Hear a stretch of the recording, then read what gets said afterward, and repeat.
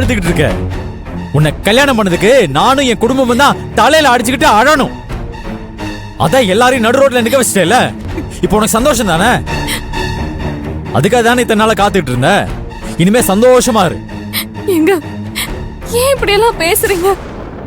என்னங்க, நான் எல்லாமே நம்ம நல்லதுக்காக தான் செஞ்சேன்.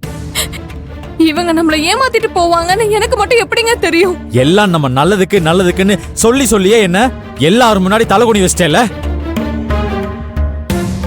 இது வரைக்கும் திருமுருகன் ஒரு சின்ன தப்பு கூட பண்ணது கிடையாதுன்னு சொல்லி வீட்லயும் சரி வெளியிலயும் சரி எனக்கு ஒரு நல்ல பேரை உருவாக்கி வச்சிருந்தேன்.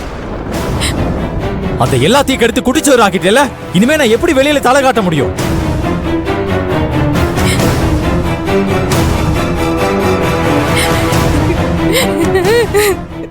நான் தப்பு பண்ணிட்டேங்க. எனக்கு நீங்க என்ன தண்டனை வேணாலும் கொடுங்க. நானும் ஆசைப்பட்டு தாங்க ஏமாந்து போயிட்டேன். என்ன மன்னிச்சிருங்க. ஏய், இப்படி அழுதே கோவில் மாதிரி இருந்த வீட்டை நடுத்தெருவுக்கு கொண்டு வந்துட்ட. எல்லாத்துக்கும் காரணம் உன் பேராசை தான். உன் பேராசை என்னைய விட்டு வைக்கல. வீட்டுக்குள்ள வந்ததுல இருந்து திட்டம் போட்டு என்னை ஏமாத்தி இந்த நிலைமைக்கு கொண்டு வந்து நிப்பாட்டிட்ட. உனக்கு மன்னிப்பே கிடையாது. பேசாத. இனிமே ஒரு வார்த்தை பேசுன அப்புறம் நான் மனுஷனாவே இருக்க மாட்டேன். செல்வி அவ்வளவு தூரம் இந்த வீடு வேணா வேணான்னு சொல்லி தலைப்பாட அடிச்சுக்கிட்டா. என் புத்திய செருப்பால் அடிக்கணும்.